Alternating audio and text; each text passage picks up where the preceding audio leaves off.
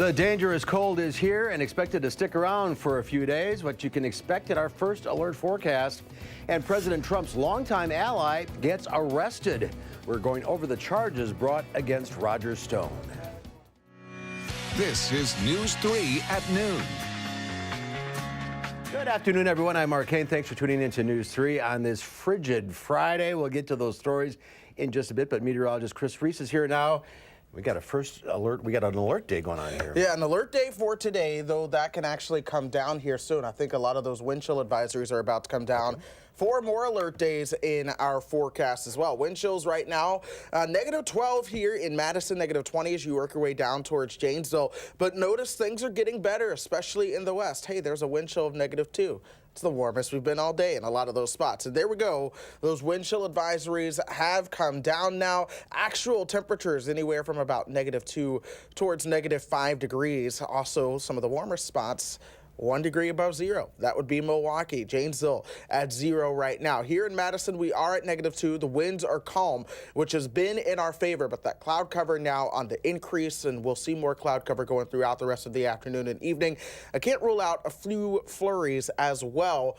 By the time we get you towards tomorrow morning, this is Saturday at 2 o'clock in the morning, wind chills around negative 20. I do think they get a little bit better towards the afternoon. We'll see those wind chills right around 10. But then we turn our attention towards Monday. This is your Monday morning commute with the potential of heavy snow moving into the area, along with gusty winds, perhaps 25 to 35 miles per hour.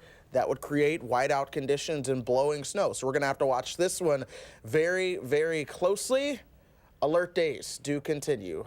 In addition to Monday, we have Tuesday, Wednesday, and Thursday. This was the first time in Channel 3 history that we had 5 alert days in one forecast. It's half of our forecast, all alert days, and we almost had 8, but we decided to leave those out just because they were the most bearable days of the forecast. But the next stretch of weather is crucial, and by the time we get you towards next Wednesday, next Thursday, you may have to subtract, 50 degrees from today's wind chills.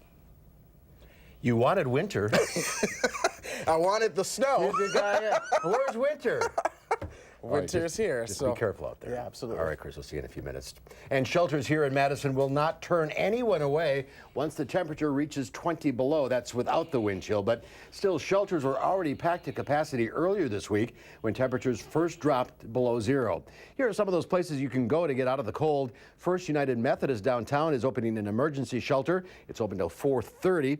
The Beacon on East Wash opened at 8, and that closes at 5. It will also help shuttle women and families from First United Methodist to the Salvation Army, where folks can spend the night overnight tonight. The Grace Drop-In Shelter and Porch Light will also be open for single men. The cold weather can also impact your home. Plumbers here in Madison say running your faucets occasionally, even letting them drip overnight in this kind of weather, can help prevent a frozen or burst pipe. Opening cabinet doors under sinks to let warmer air closer to the pipes also helps, and turning up the thermostat a couple of degrees is also recommended. It might just be a simple thing in an older home of heavy steel pipe that you don't have water for a couple of days. If it's thinner pipe, copper pipe, or if you have bad luck, the pipe can burst or the pipe can freeze in a long span, and now you're really in trouble. Could be ripping open walls, lath and plaster patching, insurance claims. It can snowball. In preparation for the extreme cold, utility companies are also advising homeowners to check their furnaces. MG&E has a list of tips on its website, and we have a link to that on our website, channel3000.com. And be sure to download our First Alert weather and traffic app to prepare for the next few days. Just search for Channel 3000 in your app store and download it for free. In other news, President Trump's longtime ally Roger Stone was arrested overnight, accused of lying to Congress and witness tampering. Stone was granted a $250,000 bond after appearing in federal court in Florida this morning. The charges were brought by special counsel Robert Mueller. Mueller claims the Stone reached out to the Trump campaign in the summer of 2016, saying that he was in contact with WikiLeaks and the organization had damaging information on Hillary Clinton. Later that summer, WikiLeaks began releasing emails hacked from the Clinton campaign and the Democratic National Committee. Stone claims he is innocent. About 800,000 federal workers will miss another payday today because of the partial government shutdown. The shutdown also impacting airports across the country. Our Keely Arthur joining us live now from the Dane County Regional Airport with the impact there. Keely. Well, we are starting to see several delays at major airports as a result of staffing shortages because of the government shutdown. No staffing shortages here at Dane County Regional, but it is starting to feel some of those trickle-down effects. And to help explain it all, I have here with me Dane County Regional spokesperson Brent McHenry. Brent, what are we seeing right now as far as flight delays? So we're seeing some delays in some of our major hubs on the East Coast. So Newark, Philadelphia, and JFK, or LaGuardia. And with that, we're seeing delays here because we have nonstop flights to those airports. Other than that, we're also seeing some potential delays in DC, and we're definitely seeing some potential delays in Atlanta. Many are probably related because there's always a trickle-down effect. Once a major hub or major 3 hubs are affected like that on the East Coast, we see that trickle down to other hubs throughout the United States. How long are the delays, and is there an end in sight as far as this airport goes? Maximum delay we're seeing right now is about 2 hours. That's to our Newark, LaGuardia type destinations. We won't know until we see how the afternoon plays out. So we're keeping a good eye on it to make sure that we see how that's going to play out. But ideally, we hope they'll clean that up as the afternoon lightens a bit air traffic wise, and then they're able to get some more planes moving. Hopefully by dinner time, we'll see that rectified, but we'll keep an eye on it. Advice for travelers: where should they be checking their flights, and should they come here anyway if their flights are delayed? I always recommend coming to the airport because you never know what's going to change, but monitor your flight online, both at our website, msnairport.com, as well as your airline website. Sign up for alerts with your airline. That's always a good thing.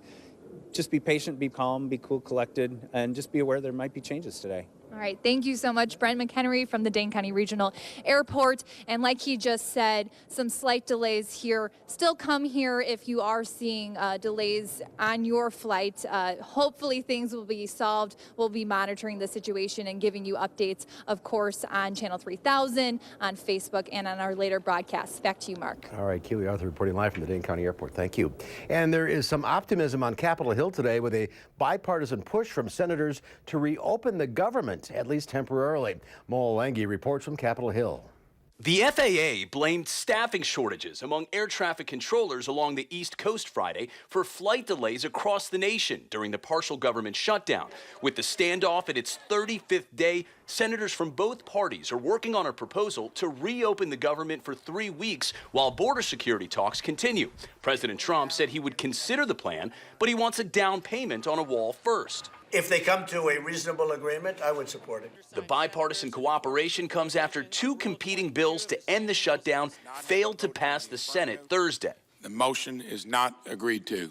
After the votes, talks between lawmakers on both sides of the aisle ramped up on Capitol Hill. Our goal is, again, to push these negotiations forward. We're going to continue to do that and do everything we can to get us together so that we can get government open and deal with border security. President Trump insists he has the support to stand firm on his border wall demand, despite the impact the standoff is taking on the nation. Many of those people that are not getting paid are totally in favor of what we're doing. The president says he has alternatives if a deal cannot be reached, an apparent reference to declaring a national emergency. Mo Olengi, CBS News, Capitol Hill. And Speaker of the House Nancy Pelosi called a down payment on a wall, quote, unreasonable. There's more to come on News 3 at noon. I'm next. We'll see what Howard's working on in the Mr. Food Test Kitchen. We've breaded our chicken in breadcrumbs, crumbled potato chips, even crushed crackers. What's next? The answer's coming up in just minutes.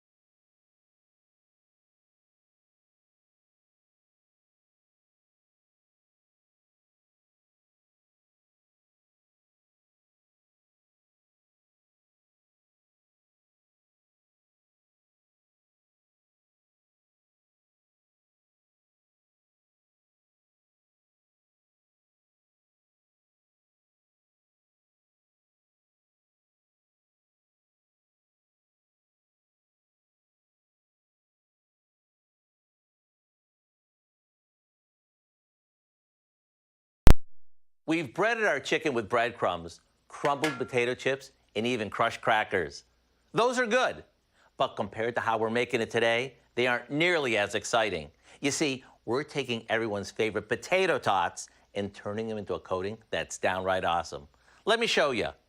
The first thing we do is break up some potato tots into what looks like crushed cookies.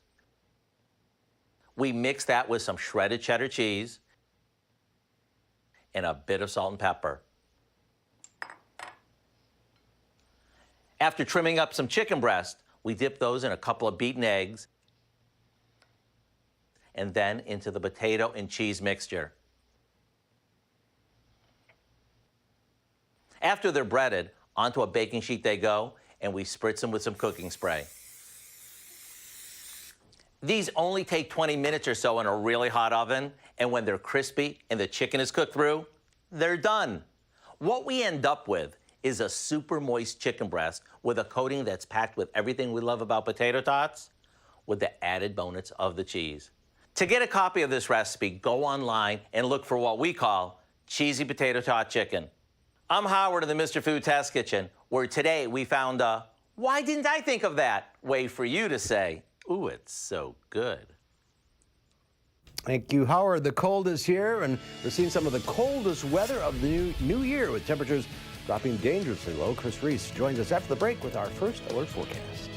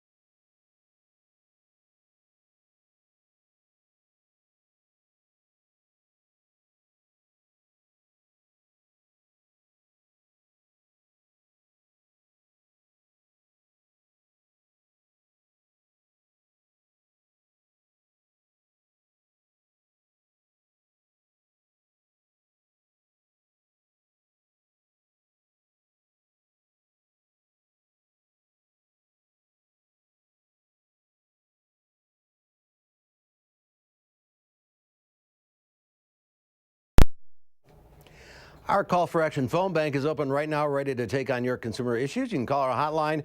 Volunteers will help you with any consumer complaints. The number is 608-270-2833. The service is open every Monday, Wednesday, and Friday between 11 and 1. Let's check Wall Street at the noon hour. The Dow Industrial's up 228 points. The NASDAQ up 96. Let's check in now with Q106 Farm Director Pam Yankee. How'd your pups do this morning?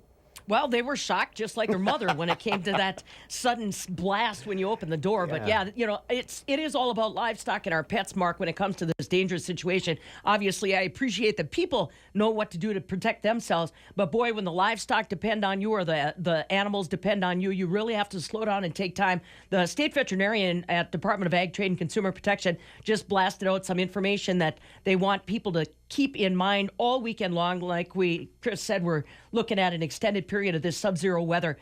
Water is critical. The animals have to have it. It may be challenging to try to keep the waters thawed out and water available, but you still have to make that your job. Make sure you're heavying up on the feed that you're giving your animals. Make sure that their bedding is dry and deeper, so they've got a place to protect themselves from the elements, and be checking on those animals often. You know, the hard part about it is you can't bring a whole lot of animals into a building if that building isn't constructed. So baby calves, you got to pay close attention to. Those milk cows, they're going to be exposed to water because we have to milk them, and that's part of the sanitation process. So really upping our game when it comes to taking care of animals. And of course, even the barn dog needs to have some shelter from this upcoming wind chill. So think about that when you're out by the barn today. So our markets are holding fairly firm on the midday. Nothing dramatic. Just flat out, we just don't have a lot of news for these traders to work with as the government shutdown continues to grind on. But there's a lot of people wondering if there's going to be like a dam burst of information when the government does come back online. Dairy today looking better. Barrel cheese is up 2 cents today at $1.18. 40-pound block cheese up a penny and a half at $1.39. 40-pound block cheese, or shall I say AA butter, up 2 1/4 today, $2.24.5 per pound. And safe travels to those folks headed up to Appleton to the beginning of the 88th annual Wisconsin Farmers Union State Convention. They'll be at the Red Lion Paper Valley Hotel today through Sunday. And I can only imagine how some of their keynote guest speakers are reacting to getting off the plane and walking into Wisconsin's winter wilderness with this kind of temperatures, because I bet that wasn't part of their deal when they accepted the speaking engagements. But didn't sign up for that. Oh, man. You know, and like I said, I'm half tempted. I got to go cover the conference, but I'm half tempted to just leave my rig run so that I know it'll be ready to go when I get back to it. And it's not just today. It's going to be all this week, too. That's the problem. That's unbelievable. I'm going to be listening to what Chris has to say about that. All right, let's find out. Have a good weekend, Pam. Yeah. And Chris is standing by with the forecast. Yeah, that's right, Mark. Wind chills to this afternoon are already a little bit better. It feels like -20 in Janesville, and that's honestly one of the colder spots. Same for Juneau. Fond du Lac, -21 right now. In town, right now, the wind chill is -12. You work your way over towards Lone Rock, 2 below 0, and that kind of shapes up with the actual air temperature as well. You put this into motion. Here we are at the warmest part of the day this afternoon. Actual temperatures will be close to 0. We could see wind chills right around -8. Or so. We get colder again overnight. This is 2 o'clock in the morning, though, so hopefully you will not be out at this time. But if you are, wind chills will be right around -20. And in towards sunrise tomorrow, wind chills close to -11 and kind of hovering about 0 to 10 degrees below 0 as we head into your wind chills for tomorrow afternoon. Now, actual air temperatures right now, 2 below, winds are calm. That's going to work in our favor just a little bit, but that dew point is -13. So there's a lot of dry air out there, truly Arctic air that we're going to watch. We may see some cloud cover and flurries as a system skirts by to the south this afternoon. Temperatures will top out right around 0. Then later on tonight, clearing skies, calming winds again, and that's when temperatures could fall to as cold as -14. Into tomorrow, though, we do get warmer. Again, the cloud cover will be on the increase. We'll see those temperatures make it into the single digits above 0. I also can't rule out the possibility of a few flurries, but there's an Arctic region of high pressure that is keeping hold of our weather, that's keeping those cold temperatures around as well. And really, we call this right here cross-polar flow. So the cold air around the North Pole is able to flow from Siberia straight into the upper Midwest. And watch how this coldest air that will likely be on the globe at this time is going to dive right into the upper Midwest and the Great Lakes and essentially settle in as we go through next week. Folks, this will not be, oh, it's Wisconsin cold. This is going to be colder weather than we have seen around here in perhaps upwards of 20 years. Just wait till I get towards the wind chills. Now, actual high temperatures could be right around -6 on Wednesday. We may have to bring down those temperatures some, so we'll watch that. Here are the wind chills. We're going to start you out Tuesday morning at midnight. A wind chill of negative 13, not that bad. As we get you into Tuesday afternoon, or well, Tuesday morning rather, wind chills around negative 34 towards negative 40. Again, nothing unheard of, not that bad. I mean, of course it's bad, but watch what happens as we get you towards Tuesday and into Wednesday morning. Wind chills, negative 64. You work your way up towards Minnesota. Wow. Negative 68, wind chills close to 70 below zero. Then we do it again on Thursday, where Thursday morning wind chills could be around negative 50. So there's a lot of cold air associated with this. And before that, I almost forgot to mention, there's a possibility of a windy snowstorm that comes our way Sunday night into Monday. This is your Monday morning rush hour. That snow likely lasting into Monday evening. The GFS model is not alone with that. Here's the European model showing that snow coming in Sunday evening with heavy snow around the Monday rush hour and lasting into Monday evening as well. So that's something to keep in mind. That could bring significant accumulations of ice and snow around here. So certainly we are busy here in the weather department.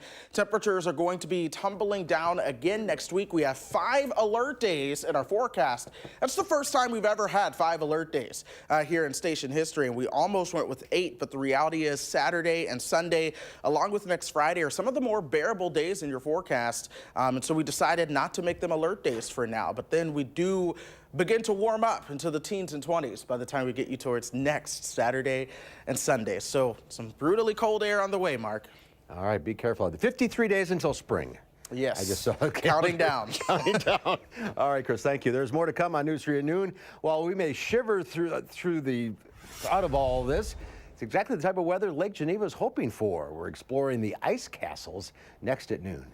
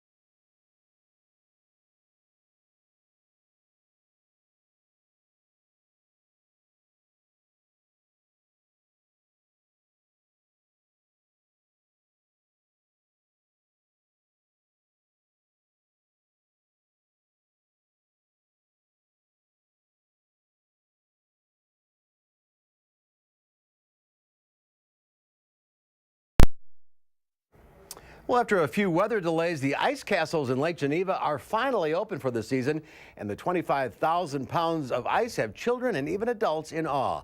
Lindsay Branwell reports. It's a kingdom for kids. Cool. A castle, to be exact. I don't know where she is. Fitting, this 3-year-old was looking for her favorite ice princess. Once you step inside the ice castles, there is a sense of adventure, and right away, I just want to explore. Ooh. And the ice castle, it has surprise after surprise. Look at this, a water fountain. Not just for the kids, It was fun, just like sliding like a kid again. but the kids at heart. It's a concept that takes a theme park mixed with a glacier/art project and allows you to interact with it. We have slides, tunnels, mazes, water features. Our photographer even took a slide. That was super fun. The whole castle is made from 25,000 pounds of ice, all grown from an icicle farm nearby. And this is one icicle at a time. We grow 5,000 icicles every night, hand harvest them, place them. The Lake Geneva Ice Castle manager hopes it gives visitors a sense of wonder. It's quite a work of art, actually. It's beautiful. Yeah, they look pretty much like diamonds. Check that out once it warms up. I know.